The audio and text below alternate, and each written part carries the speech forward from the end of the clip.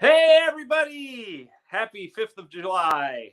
I just was thinking earlier this morning, by the way, this is the Hoops Wire NBA 330 to go Cavaliers basketball show. Welcome back. We're in July 5th. And we're talking about the NBA because still so many things are going on, as I suspect they will do for another at least 2 or 3 weeks. As Summer League gets started here, a couple weeks, Cavs fans will get their first look at Jalen Tyson, the first-round pick. I imagine Amani Bates, Craig Porter Jr. maybe. Some of these other guys are going to be playing for the Cavs Summer League team. So we have lots of news on the Cavs. They've been one of the most active, busiest teams this NBA offseason. But anyway, couple of things before we get up to all that. The important things we'll get out of the way first. I was thinking earlier this morning, it was the 4th of July yesterday, right? That means I was just trying to come up. I'm like, boy, our next holiday is not till Labor Day. The kids will be back in school. It's just a different time of year. So I really think that we should continue to celebrate the 4th of July today because it is a Friday. And salute to those of you who went back to work. I saw that on 330 to go earlier. We were celebrating and honoring those who had to go back to work the day after the 4th of July and work on a Friday. And guess what? Guilty as charged. Hoops Wire never sleeps. So, in fact, we have some Cavs news on there today. Obviously, Kenny Atkinson hired another assistant coach, according to reports, which would be DeMarre Carroll, who used to play in the NBA and played for Kenny Atkinson when the two were with the Brooklyn Nets. When Kenny Atkinson was the head coach, DeMarre Carroll was forward and also played small forward. He's 6'6". He played small forward, power forward, and some center at 6'6". He's just a tough guy. Has been an assistant coach with the Lakers, has been an assistant coach with the Milwaukee Bucks. And he's only 37 years old. So, I like that. I like the fact that Kenny Atkinson is bringing in a former NBA player, a guy who's young, and it's a smart move. Your assistant coaches are who the players kind of bond with when it comes to coaching. They don't bond with the head coach very much. Doesn't mean they don't like him or respect him. They do. But, the coaches like DeMarre Carroll are kind of like the player-coach liaison, so to speak. So nice hire as far as assistant coaches go. And they also, we ran this before. Jordan Knott, the former Lakers assistant coach, is also joining Kenny Atkinson's staff. So we have he's building this staff. I asked him last week actually it was earlier this week. It seems like last week because of the holiday. It was Monday, his press conference, Kenny Atkinson. And I asked him about his coaching staff, and he said, he's still putting it together and has a lot of good candidates. Sometimes those things are tough to build, because you got to find guys that you want and you feel like would be a good fit for your staff. And they have to say, yeah, I'll leave my other job or yeah, I'd be happy to come join you in Cleveland. So there's a lot of factors at work there. So it takes a little bit to put that together the way you like it. I'm not real sure yet who's going to be coaching the Cavs Summer League team, which is, I believe, July 12th is when that starts in Las Vegas. Everybody asks, no, I'm not going. I really would like to. But as the owner and head bottle washer, a guy who does everything for hoopswire.com, number one, the Vegas money to get to Vegas would come out of my own business, which is not cheap. And mostly I would have to, travel there, take time away from the website, which is not an easy thing to do when you're running it and overseeing it. It's not an easy thing to get away. But someday I hope to get to Vegas. And I'm not getting any younger. So if it's not going to be this summer, it probably has to be next or the one after.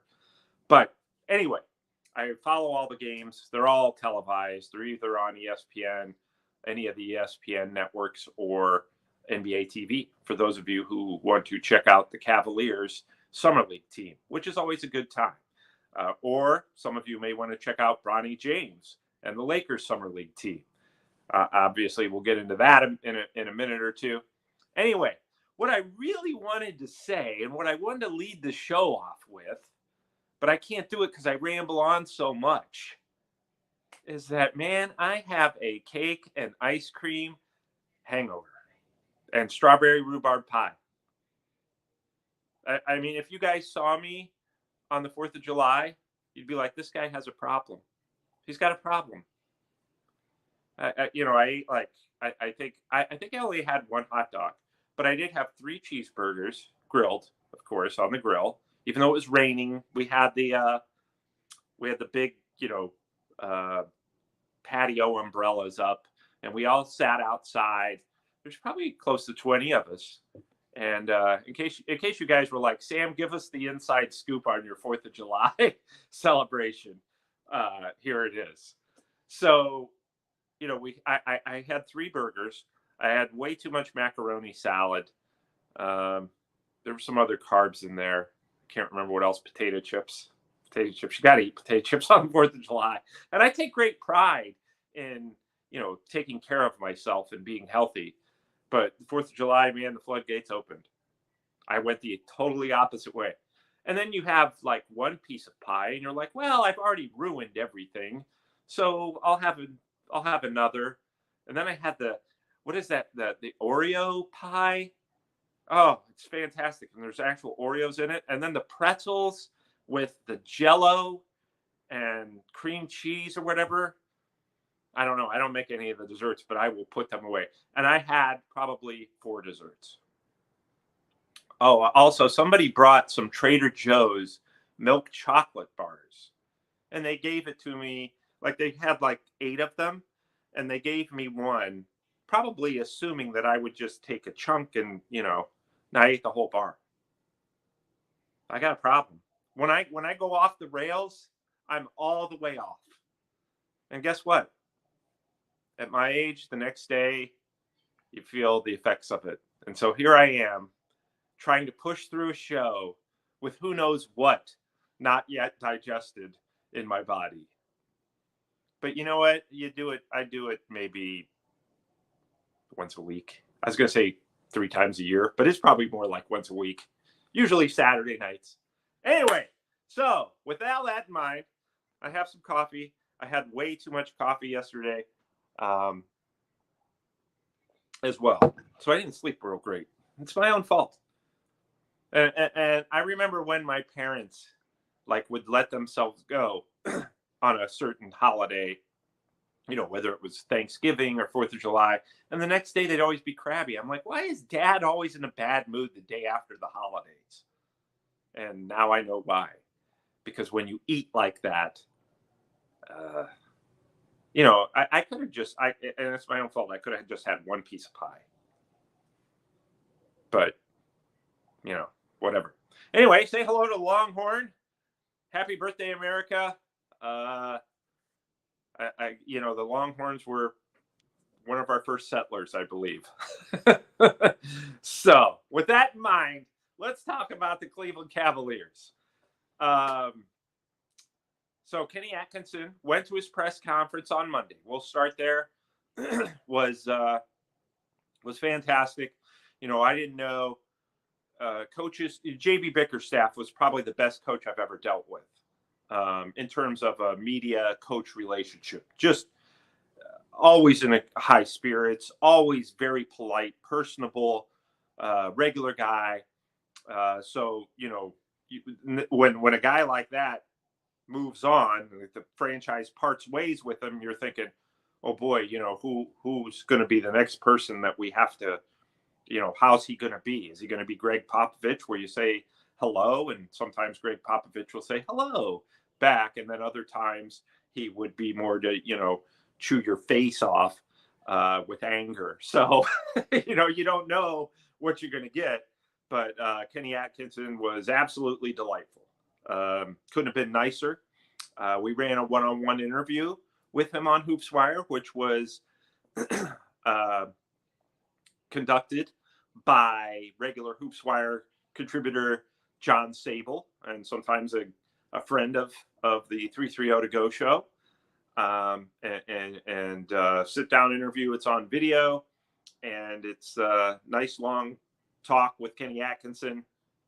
Couldn't have been greater to deal with. I always wonder, well, what's he going to be like in January? But look, most of these coaches understand they have to do way too much media, in my opinion, where they're talking to us after shoot-arounds, after practices, before and after games. I'm like, it's amazing that anybody can keep their cool that entire time when you're talking about 82 games. It's not as bad as a Major League Baseball manager and what they have to go through in terms of constantly talking to the media, because they have 162 games. But, the NBA, it's no piece of cake. NFL, I've had NBA coaches tell me before, boy, it'd be great to be an NFL coach where you talk to the media, twice a week. and really, it'd be kind of nice to be an NFL writer because you only have one game a week to cover, so, and a few practices. But I wouldn't trade my job for the world, obviously, especially since I get to come to you. There was a time, believe it or not, where I was up for a job to cover the Browns, and I actually took myself out of the running because one of the people who worked for the Cavs said, "You're a basketball guy. You can't make that switch." And I said, "Yeah, you're kind of right. I've been typecast. I'm like George Costanza on Seinfeld. Have we seen this guy in anything else? No, he's forever George Costanza. Well, guess what? I'm forever Sam Amico, alleged halfway decent NBA writer. Some people may say not even halfway decent. My mother watches the program, I believe, and she may say I'm better than decent. So, either way. And as I've explained on here before, my own children, I'm not their favorite NBA writer. And they've expressed this to me. They haven't come out and said, "Dad, you're not my favorite NBA writer." But they've told me who their favorite NBA writer is, and it wasn't me. So that's where the halfway decent comes in. So Kenny Atkinson seems like a great guy. I can tell you this. When I was talking with Kenny Atkinson, and this isn't a shot at any other coach, it's just the way I felt talking to him. I felt like if this guy wasn't coaching the Cleveland Cavaliers, he'd be just as happy, perhaps not salary-wise, but just as happy as an individual coaching middle school basketball, boys, girls, whatever. I just felt like after 5 minutes of talking to him that I wanted to lace up the sneakers myself and get out there and get moving. He is all basketball. I wrote that in a column, Dribbles column on HoopsWire. He's all basketball all the time. You get the sense that this guy is a coach in the old school sense where he's really all about the game and he just loves coaching it and loves being around the game. Also, as an aside, while he was being interviewed, I asked John Sable, my friend of the show, who's in better shape, Kenny Atkinson or me, because we're the same age, basically. He's a few months older. And John Sable picked Kenny Atkinson. And I said, okay, now I have something to shoot for. And John's usually pretty complimentary of how in shape I am, or was before yesterday. and he said Kenny Atkinson. He looked at me, looked me up and down, looked over at Kenny Atkinson. He's like, him. So now I have something to shoot for to finish out 2024. And boy, did I start on the wrong end of that. But anyway, so by the way, John Sable, new father, not a new father. He has a daughter who's, I believe, 3, and he and his wife just had a baby boy. I think it was Wednesday. So Kaysen Sable, welcome. John actually gave my son Reese a shout out on Fox 8. So I'm giving one to Kaysen, who is 3 or 4 days old. And John sent me a picture holding the baby, and the baby was asleep, perhaps just waiting to wake up for the HoopsWire 330 to Go show. So, which, that's a good time to wake up and end your nap. But anyway, happy, healthy, and congrats to congrats to John Sable, who certainly will be on this program again, but perhaps not anytime soon, as he welcomes his first son, his second child and first son. So congrats there. Back to Kenny Atkinson being in better shape than me, which is perhaps the biggest news of this show. The challenge is accepted. So, but, look, I think, and we've talked a lot about Darius Garland rumors on here, and if he's going to trade the Cavs. Kenny Atkinson, by all accounts, said, he was excited about the possibilities of Donovan Mitchell and Darius Garland together. He was excited about the possibilities of Jared Allen and Evan Mobley together. And, the whole reason he was hired was to coach these guys up and bring them to another level. I know that the Philadelphia 76ers added Paul George. New York Knicks added Mikal Bridges. The Boston Celtics are the defending champions, and everybody's coming back. The Cavs a lot are banking on the idea of two things. Number one, that Kenny Atkinson and his coaching staff will get Evan Mobley to that all-star level that the Cavs believe he can become. The Cavs want him to be an all-star. They think he should be an all-star. Now, why isn't he yet? Probably year 3, needs a little more time. So, can they push him? The idea was to push him to another level, to get Evan Mobley to another level.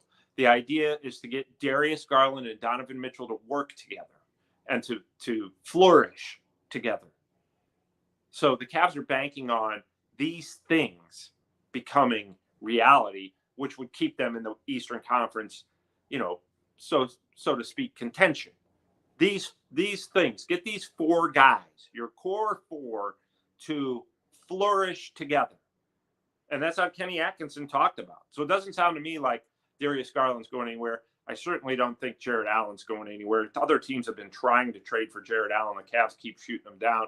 Number one, you're not getting fair offers. Number two, it's going to be hard to find another center who doesn't care if he has the basketball, yet is still a double-double machine.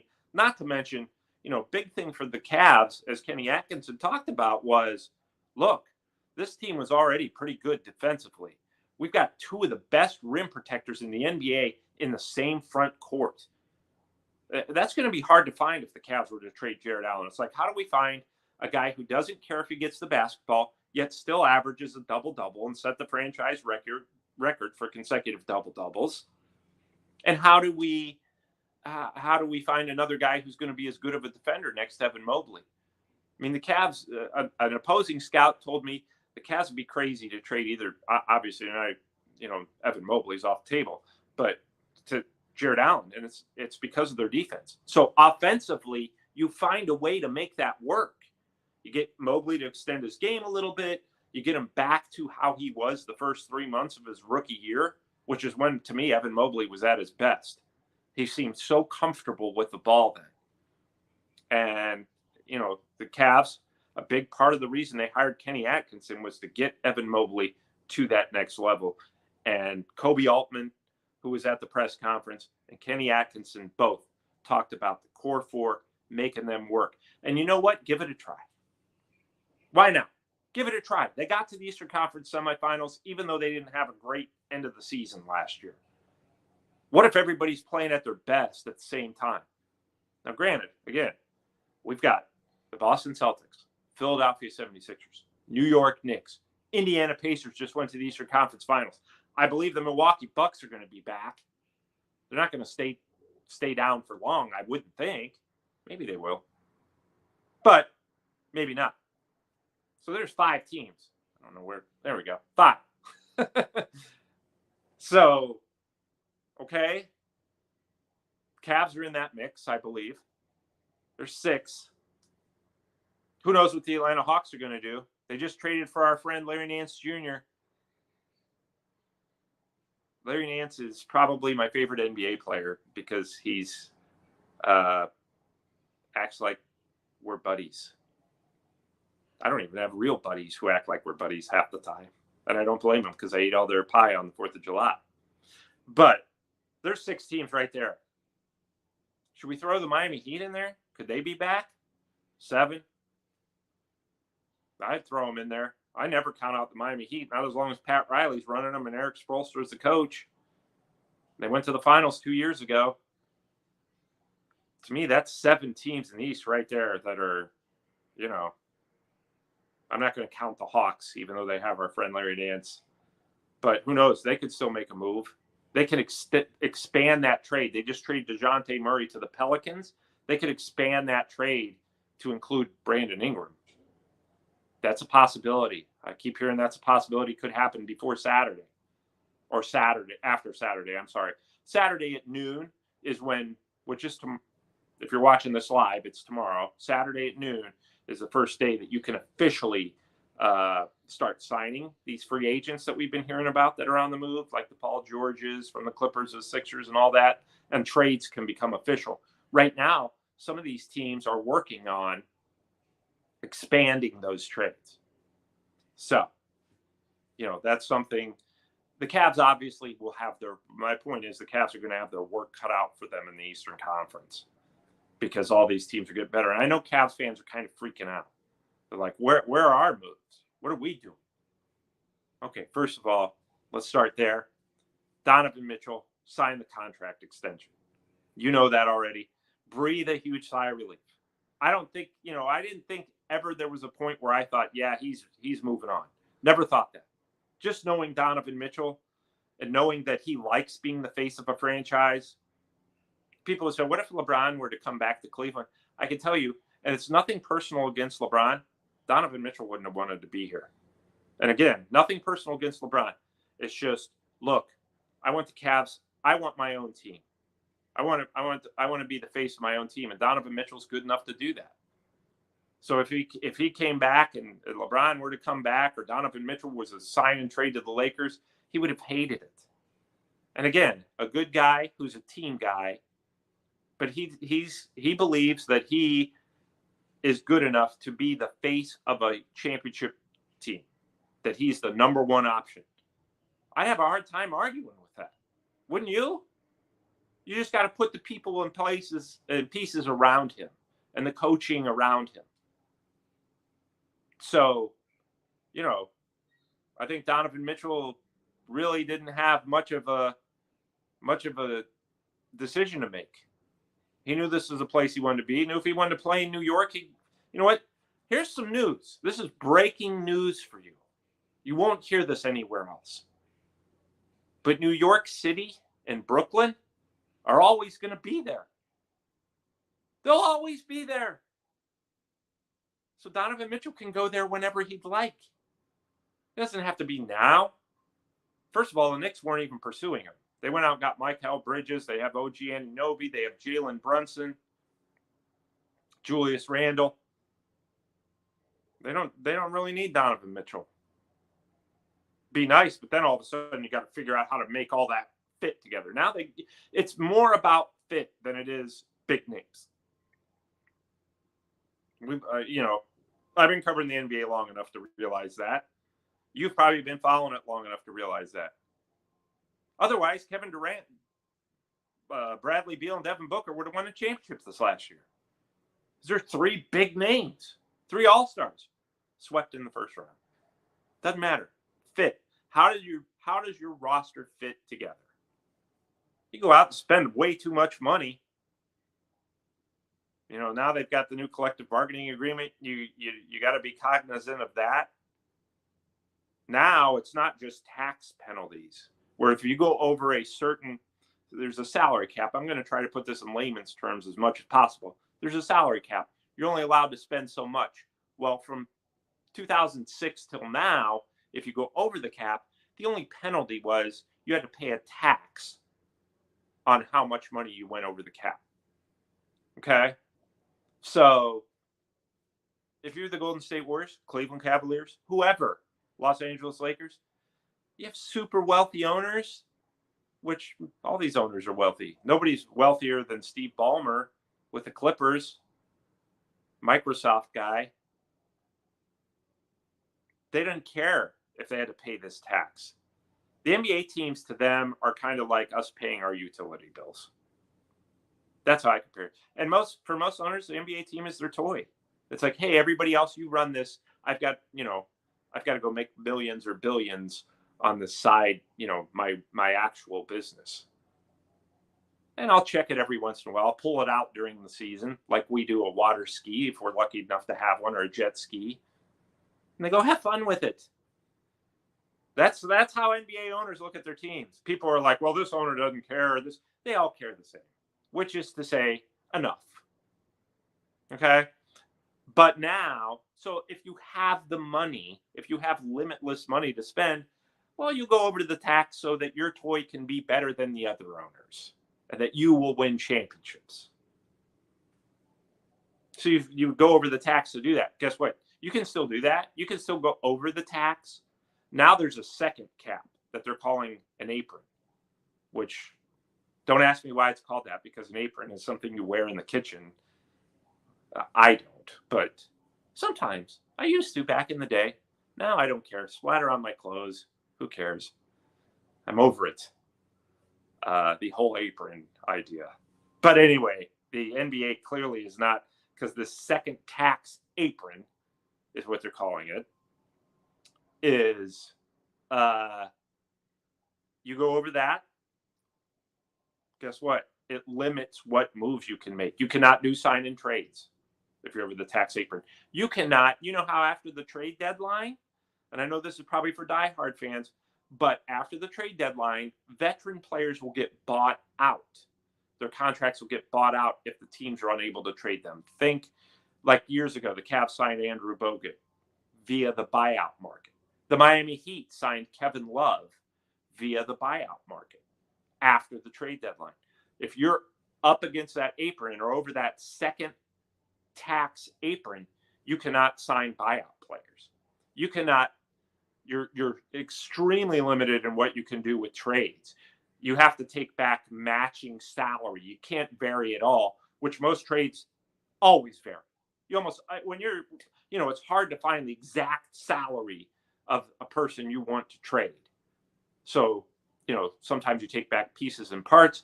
The second tax apron severely limits your moves. If you go over that, you can basically forget about making any big moves. And a lot of smaller ones. You can't sign to Kevin Love if you were the Miami Heat and you're over the tax apron. The Cavs can't sign an Andrew Bogut, which turns out his career in Cleveland lasted like 7 seconds before he broke his leg and retired. But you couldn't sign that kind of guy. Those kind of guys, and I mean, there's been so many huge buyout candidates over the years. But the Phoenix Suns are over that apron. They can't sign anybody. They can't do sign and trades. They might be just up against it. But to give you an example, the Cavs and Mike Gansey, their general manager, talked about that and how cognizant they are of that. So when people are saying, why are the Cavs not making any moves? What are they doing? First of all, they're exploring some. Miles Bridges from the Hornets is on their radar. Cam Johnson from the Nets and it is on their radar. Dorian Finney-Smith, small forward, good defender, decent 3-and-D guy. Not a great shooter, but a decent shooter. Can knock them down from time to time. Really good wing defender, also with the Nets. Those guys are all on their radar. They're exploring deals. Doesn't mean that they can go out and make one. I'll tell you this, the Nets are tanking. They're gutting their roster, and guess what they want? Draft picks. That's what the Cavs don't have. They traded them all away in the Donovan Mitchell deal. They don't have a first-round pick next year. So there's a lot to consider. I know people want the Cavs to go out and make moves, but it's easier said than done. It's a difficult thing to make a trade in the NBA or to sign a free agent. Cavs don't have money for free agency anyway. You can't go over the cap at all, period, to sign a free agent. They're up against the cap. Might even be a little over. They're not at the second apron, but I think they're over the salary cap. Even after, Tristan Thompson, Morris, Damian Jones, those guys won't be back. Now, those are minimum salaries, but they won't be back. which is, I mean, Morris helped quite a bit in the playoffs. I think if any of those three are to be back, it's him. But he's going to explore the market, see if he can get a better deal, than a minimum deal. Probably not, but you never know. Or if he's going to get a minimum deal, maybe he goes back to Philly. That's where he's from. He has a key to the city. What do you do with a key to the city, by the way? I'm sure I'll never be granted one. But what would you do? Can you unlock any, could I just go into Target, say, or Walmart when they're closed because I have the key and go in there and I would shop. I would not steal. I would shop. But does the key to the city give you access to private shopping? Is there a gate around every city that I'm unaware of? Somebody please explain to me at some point key to the city. Because along with getting in better shape with Kenny Atkinson, I could make that one of my goals to finish up the new year. So anyway, those guys aren't going to be back with the Cavaliers, I don't believe, which doesn't give them much money to spend in free agency. It gives them enough money to sign another veteran guy.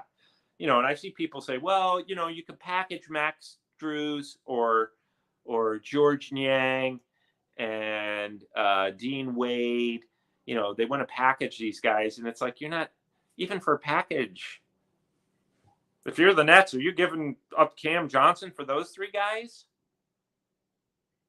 Nothing wrong with those three guys, although some of you would beg to differ. You think there's something wrong, very wrong with George Niang and perhaps Dean Wade. But if I'm the Brooklyn Nets, they're seeing the same things you guys see. Yeah, we're not giving up Cam Johnson for these players that you don't really want when other teams can give us draft picks. So my point is, don't get mad at the Cavs. They're trying. They know what you know. Yeah, we need another outside shooter. We need another wing. We need a guy who can knock him down next to this, next to this lineup, this core four. Hopefully Max Strus, becomes more that guy. But I think at this point in the career, in his career, we can accept that he's probably pretty streaky. So, to me, I understand people are like, come on, Cavs, do something besides hire a coach and sign Donovan Mitchell to a contract extension. Well, this isn't NBA 2K or fantasy basketball. The latter of which I've had a pretty good run lately. Still can't win a championship, but you would think I'm the only guy in the entire fantasy basketball league that I'm in that actually works in and covers the NBA. 0 titles. Maybe that shows you why I say halfway decent. Till I win the title and you see me on here with like a junkyard dog chain. I can't call myself elite. But you know what? Last year, everybody was hurt. I think there was one night I went to set my roster and the entire starting lineup was hurt. And the starting lineup in fantasy basketball is what, 9-10 guys? They were all out, including LeBron James. And I mean, I was at the top of the league, and then within 3 weeks, I was middle of the pack. And you wonder why I complain about injuries so much on this show. It's not for the fans. It's for selfish reasons. So Donovan Mitchell, contract extension. I've seen a lot of people, he only signed for 2 years. Well, he signed for 3, first of all. Secondly, he's already under contract for next season. People forget that. He wasn't a free agent this summer. He's already under contract for next season. His extension kicks in the following season. So that'd be 25-26 is when the extension kicks in. So that he's really under contract with the Cavs for 3 more years with a player option for a 4th year. And that makes perfect sense. It was a great business decision to opt out, have that ability to opt out for 4th year, because at that point, Donovan Mitchell will have been in the league 10 years and he can get a new contract that's exclusive to players who have been in the league for 10 years. Had he signed this contract extension without that opt-out, he would have set himself up to lose tens of millions. of dollars. It was a business decision, that opt-out the last year. The Cavs were like probably encouraging him to do it. Because at that point, Donovan Mitchell is going to be 32 years old, 31, 32 years old. You know, a lot can happen in that time. So, yeah, I mean, I've seen people say, oh, he only signed for 2 years. No, he's signed to the Cavs for 4 years, but with an opt-out at the end of that. That's a long time for players to commit today. Really is. He took the maximum deal, the wisest maximum deal that he could have taken. So there's no complaints with Donovan Mitchell. I know fans look for stuff, but I'm like, man, that's a great deal for the Cavs. It's a great deal. This guy is totally committed. He's totally committed with that contract. There's not a shred of doubt. Left zero doubt. And then I see fans on Twitter, oh, he's only signed for, it's next season and the season after that. No, 3 more. It's a player option for a 4th, at which point both sides, as a player who's 31, 32 years old, both sides, especially guard, are going to decide what kind of money is he worth now to us. What kind of contributor is he? We're just, you know what? We're in Cleveland, and I know how that goes. I know how that goes because they lost LeBron James twice, the Cavs, right? So fans are always on edge whenever there's a big free agent.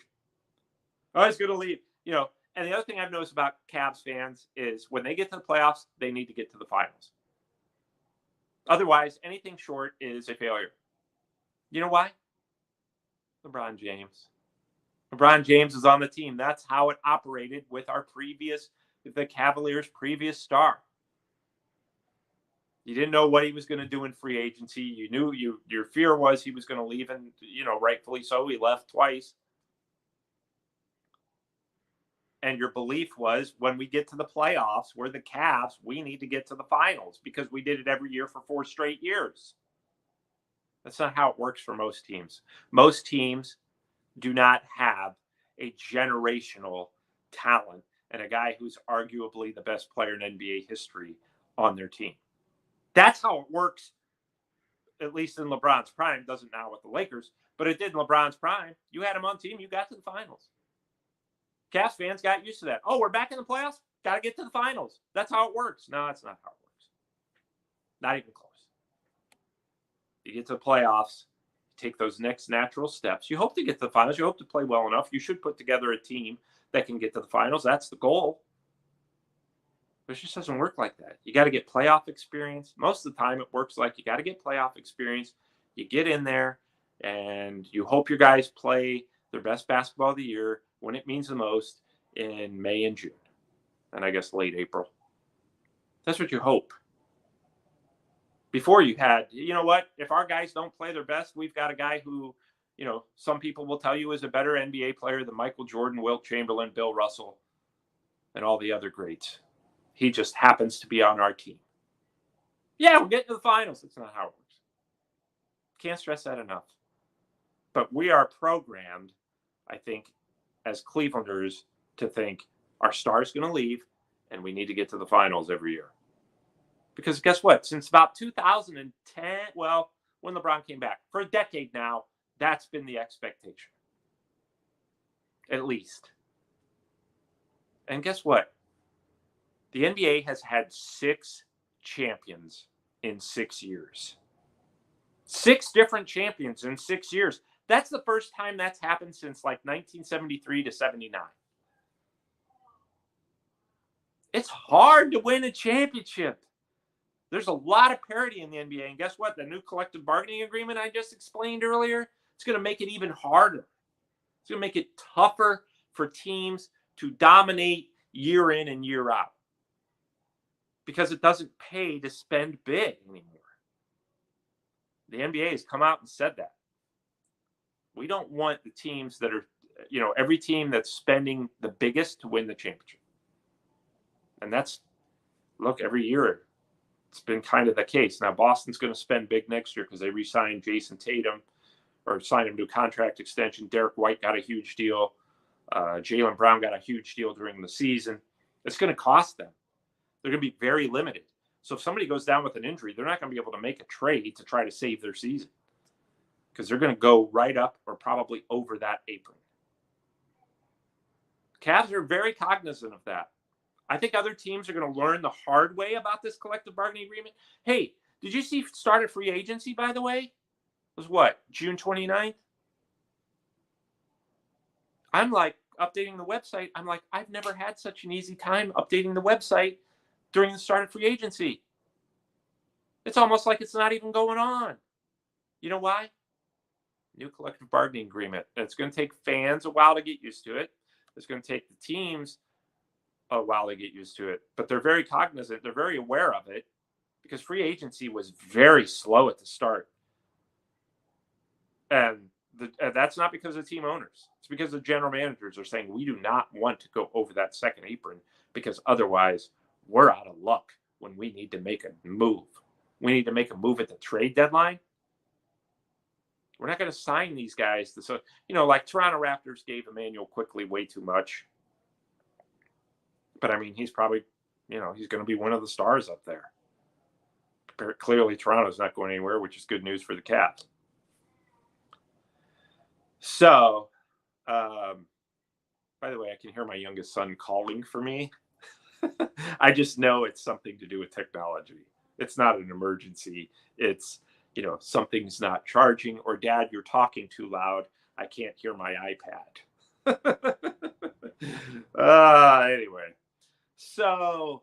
Anyway, Donovan Mitchell, good news. Kenny Atkinson, good news. I said that the Cavs are certainly interested in Miles Bridges, Cameron Johnson, Dorian Finney-Smith, certainly other wings who are out there and available. We have a full list by position of remaining NBA free agents. The Cavs are not over that second tax apron, so they can do sign and trades. We just saw the Warriors lost Klay Thompson. It was a sign and trade. We just saw the Warriors get Buddy Hield from the Sixers, and that's going to be a sign and trade deal. So, and those guys were unrestricted free agents. So the Cavs, if you want to see the guys who the Cavs have their eye on, and every NBA team, we've got them listed on HoopsWire. I updated them this morning by position, remaining NBA free agents, both unrestricted and restricted. And restricted just happens to be, there's only like four restricted free agents in the entire NBA right now. All the others have been signed. One of them is Isaac Okoro of the Cavaliers. And I think that that's going to be something to keep an eye on. Because Cavs don't want to get into the tax, I don't believe, which they could very well get into the tax to re-sign Isaac Okoro. So is there a sign and trade there in the works? JB Bickerstaff hired as coach of the Pistons, by the way. Love JB. I'm going to go up to Detroit a few times this year and cover some games. Visit with JB, see what they're doing. I like that they signed Tobias Harris. They got a veteran in there. That was a JB move. Give me some veterans. This team lost 28 in a row last year. Give me some veterans. Isaac Okoro is on the Pistons' radar. Going way, way, way, way back. If you remember, Lenny Wilkins left the Cavaliers. I think they parted ways. It's kind of mutual. When his contract was up back in the early 90s, 30 years ago, went to the Atlanta Hawks. Guess who went with Lenny Wilkins, who was a restricted free agent that year? To the Atlanta Hawks. Beloved Cavs franchise legend, Craig Elo. I could see the same thing happen with Isaac Okoro and the Detroit Pistons. And the Cavs know that. And again, how do we replace that? It's not going to be our rookie. You wouldn't think Jalen Tyson, even though they played the same position. But I can tell you, guys do not like it when teams draft guys who play their position. Tristan Thompson years ago got upset with me. Not upset, but was, he wasn't real pleased when I put out an NBA mock draft. It was probably 2015, 2016, the year before they won the title. And I had the Cavs drafting a power forward in my mock draft. It might have even been second round. Tristan came up to me. Who would have thought that Tristan Thompson would read my mock draft? But I'll tell you what, I think Tristan's he's a pretty big HoopsWire fan. He talks to me about stuff I post sometimes, or at least he did. But anyway, I had the Cavs taking a power forward in my mock draft, and Tristan said, "Oh, I see you have them taking somebody who plays my position." So, but we kind of laughed it off. But I could tell he wasn't happy about it. So I could tell you, Isaac Okoro's probably not real happy that they drafted a guy who plays his position. Anyway, I've been here long enough. We've talked plenty of Cavs. I'll have plenty more coming on the website. We've got all the stories I just talked about. We're going to have more when it comes to Miles Bridges and Dorian Finney-Smith and Cam Johnson and Cavs and their coaching hires. We cover obviously the entire NBA. So keep checking out the website and keep checking out the show. We'll have plenty more to talk about. I've been on 45 minutes. No wonder my child is calling me. But anyway, with all that in mind, thanks so much for watching on July 5th. I hope you're not watching at work. I hope you got the day off whenever you're watching it. But always feel free to watch us at work. Totally legal. I'll vouch for you with your boss. Anyway, on that note, have a great weekend. Thanks so much for joining, and we will talk to you again next week. See you then.